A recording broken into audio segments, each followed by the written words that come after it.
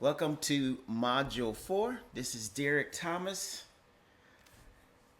Modules 2 and 3, look, we learned how to write songs and then we learned how to get paid from them. Now I'm going to teach you guys how to get your songs recorded by other artists. And this is how you scale your impact. This is how you multiply your income. This is how your songs go from your local church to churches around the world. And I'm going to show you the exact process I use to play songs with Israel Houghton, Donald Lawrence, Martha Munizzi, just a host of others. Okay, so let's get into this because I'm super excited about helping you get where you've always wanted to be, or maybe where you didn't even know there was a place for you to sit. So let's talk about why song placement matters. Let me tell you why getting your songs recorded by other artists is so powerful.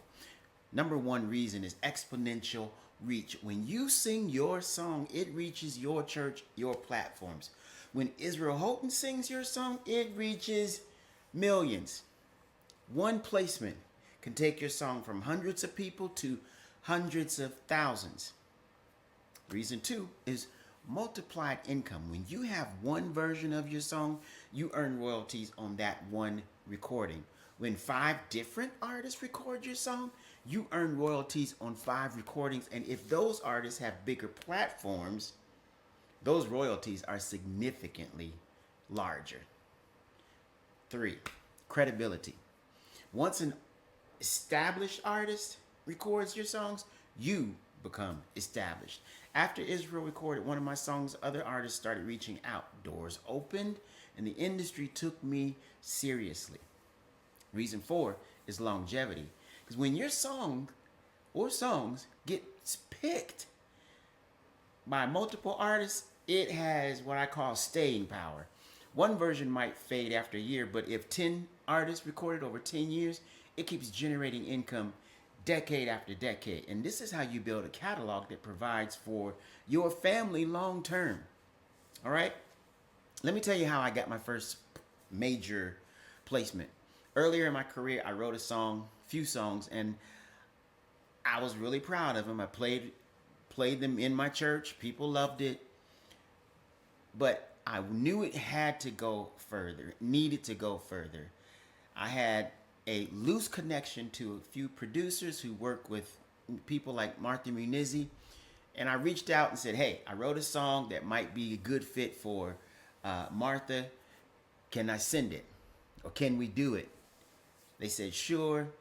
I got a professional demo done, not a rough, voice memo, like a real recording with a brief note. Here's a song. Here's the story behind it.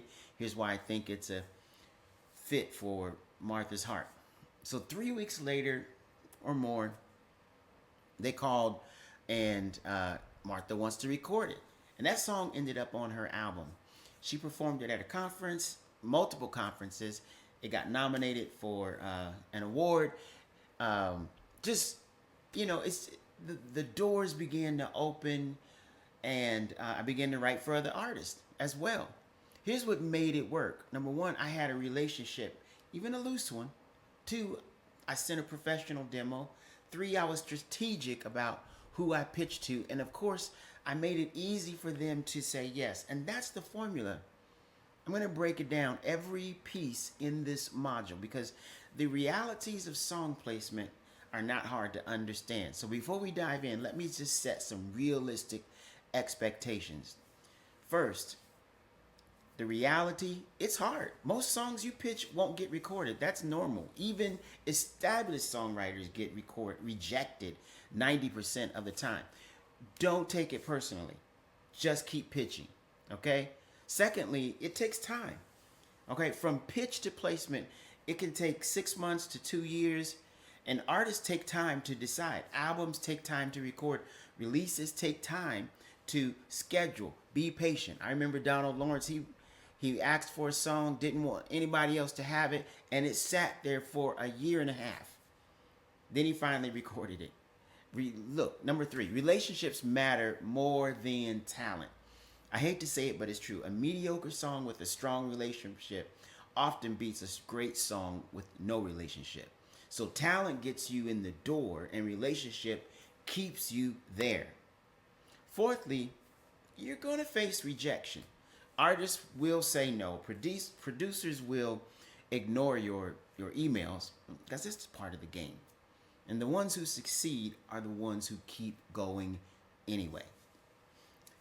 Fifthly, one placement can change everything. It only takes one. One song with one artist can open doors to 10 more opportunities. So keep pushing. Your breakthrough might be one pitch away. So here's what we're going to be covering in this particular module. We're going to dive into this. In lesson 2, identifying the right artist. Not every song is right for every artist, and I'm going to teach you how to match your songs to the right voices and how to research artists strategically.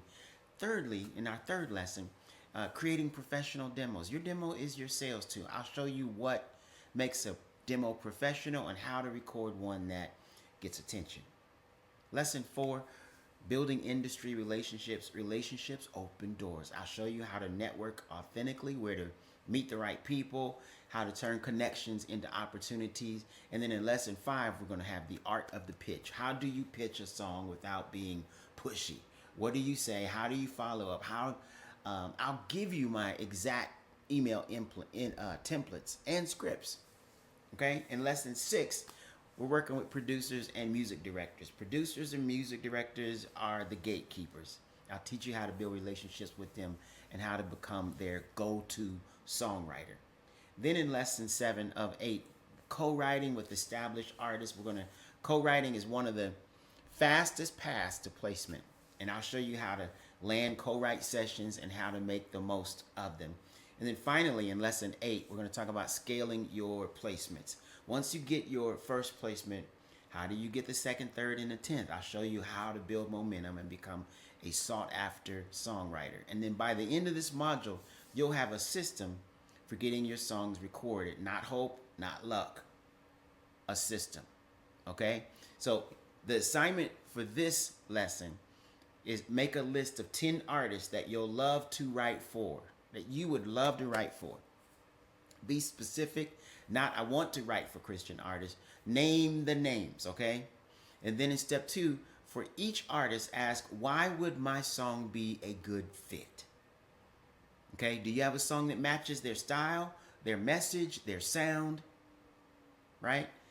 And then step 3 in this assignment is research their connections. Who's their producer? Who's their music director? Who are the co-writers? Like, start building a map. Step 4 in this assignment is to post in the community. My dream placement list is, and then just put 3 to 5 artists down there. Here's why I think my music fits them. Just give a brief explanation. Because in the next lesson, we're diving into how to identify the right artists for your songs. Not just who you like, but who makes strategic sense. Okay? I'll see you there.